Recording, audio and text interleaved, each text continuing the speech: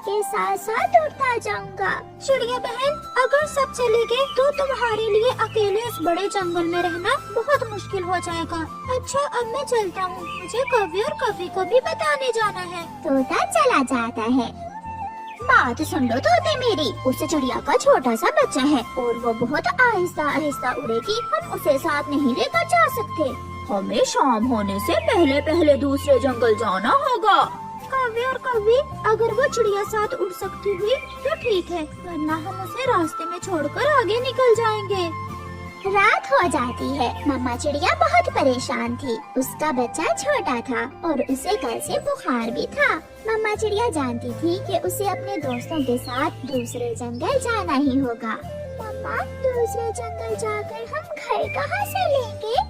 कुकु बेटा, ये जंगल हमारा है और दूसरे जंगल में तो हम कुछ दिनों के लिए जाएंगे और जैसे ही बाहर आएगी हम वापस आ जाएंगे। तो क्या हम वहाँ टिंकों के घोंसलों में रहेंगे? हाँ बेटा, हम वहाँ जाकर टिंकों के घोंसले बना लेंगे। बातें करते करते वो माँ बेटा सो जाते हैं। सुबह हो जाती है। सुबह सवेरे ही कबूतर आकर चिड़िया के घर के दरवाजे पर जोर जोर से दस्तक देता है। चिड़िया उठो, उठो चिड़िया, सब तैयार हैं और तुम्हारा इंतजार कर रहे हैं। दरवाजे की आवाज सुनकर चिड़िया और उसका बेटा भी उठ जाते हैं। कबूतर भैया, मैं अपना थोड़ा सा सामान उठा लूं, मैं आ रही हूँ। पीपल के बड़े पेड़ पर आ जाओ, सब वहाँ इकट्ठे हैं। चिड़िया अपना सामान बांधती है। मम्मा, आप रो क्यों रही हैं? बेटा, इस घर में मैंने बहुत समय गुजारा है, इसे छोड़ते हुए बहुत दुख हो रहा है मुझे। मम्मा, आप ही तो कहती हैं कि किसी भी मुश्किल समय में हिम्मत और हौसले से काम ले। हाँ बेटा, और मैं रो कब रही हूँ? ऐसे कहते हुए कुकू की मम्मा मुस्कुराने लगती है। अच्छा, अब उठो बेटा, दवा पी ली है ना? हाँ मम्मा, मैंने बुखार की दवा पी ली है, अब चले। फिर वो माँ बेटा पीपल के बड़े पेड़ की तरफ चलते हैं।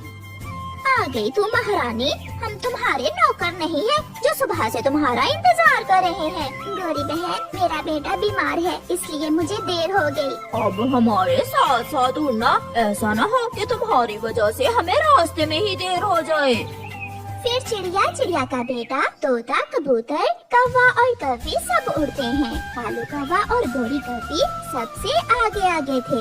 वो बहुत तेज उड़ रहे थे। थोड़ी ही देर में सब पक्षी आगे निकल जाते हैं। चिड़िया और उसका बेटा पीछे पीछे थे।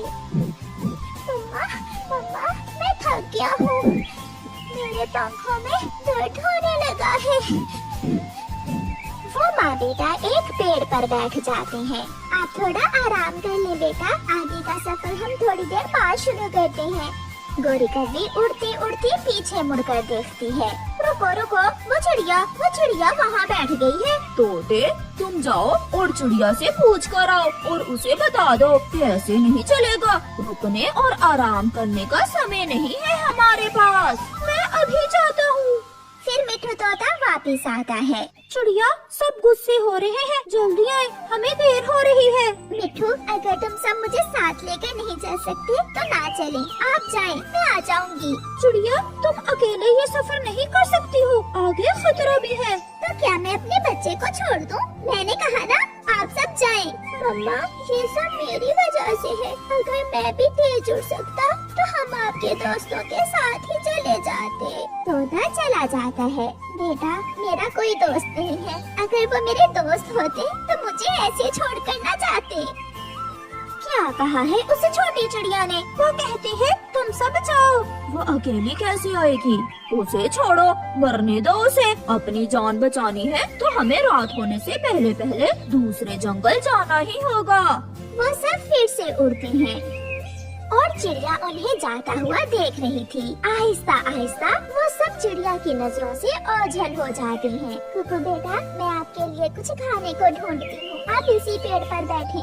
मम्मा, आप भी कुछ खा लेना, आप भी तो भूखी हैं। फिर मम्मा चिड़िया अपने बेटे के लिए दाना लेने चली जाती है। दूसरे सब पक्षी भी दूसरे जंगल में पहुंच जाते हैं। वो सब जैसे ही दूसरे जंगल में जाने लगते हैं, एक उल्लू उन्हें रोक लेता है। कहाँ तुम सब कहाँ घुस रहे हो? ये जंगल हमारा है।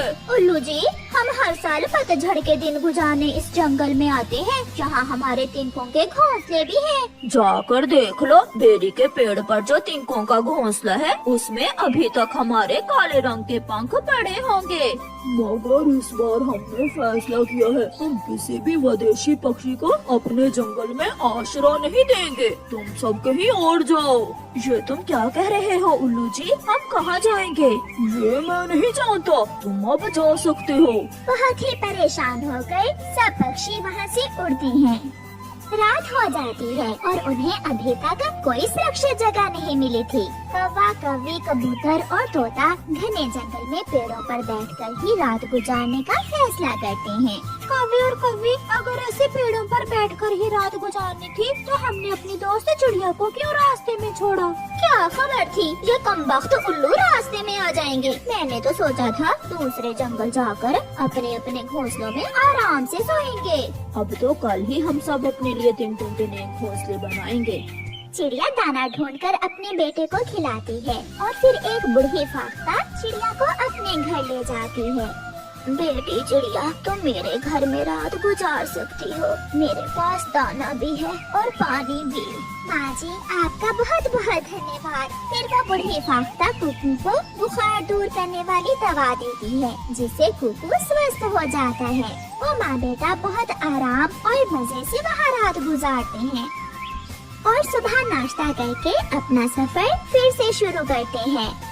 चिड़िया जब दूसरे जंगल पहुंचती है तो देखती है सब पक्षी बिना घोंसले बनाए ही पेड़ की डालों पर सो रहे हैं। कौवे और कौवी, तोते और कबूतर, उठो, उठकर अपने अपने घोंसले बनाने का काम शुरू करो। सब उठ जाते हैं। चिड़िया तुम? हाँ मैं रात अपने बेटे के साथ छत के नीचे सोई थी और बूढ़ी फाख्ता ने मुझे दाना भी दिया और गर्म बिस्तर भी। चिड़िया, मगर उन उल्लुओं ने तो रात हमें जंगल में घुसने ही नहीं दिया और हम यहाँ सारी रात जागते रहे हैं। चिड़िया, हमें माफ कर दो, हमने तुम्हें रास्ते में छोड़ दिया।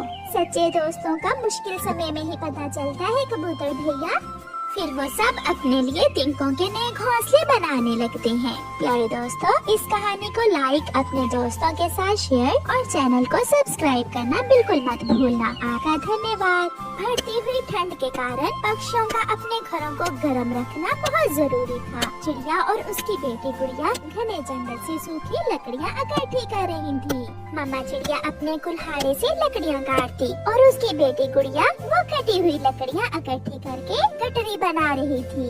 मम्मा, जब आप छोटी थी तो आप भी अपनी मम्मा के साथ ऐसे ही लकड़ियाँ लेने आया करती थी। हाँ बेटी, जैसे मैंने ये सब अपनी मम्मा से सीखा है, ऐसे ही आपको अब ये सारे काम मुझसे सीखने होंगे। कालू के बच्चे, उठो और जंगल से सूखी लकड़ियाँ। एक गांव में आग लगी। सभी लोग उसे बुझाने में लगे। वहीं एक चिड़िया अपने चोंच में पानी भरती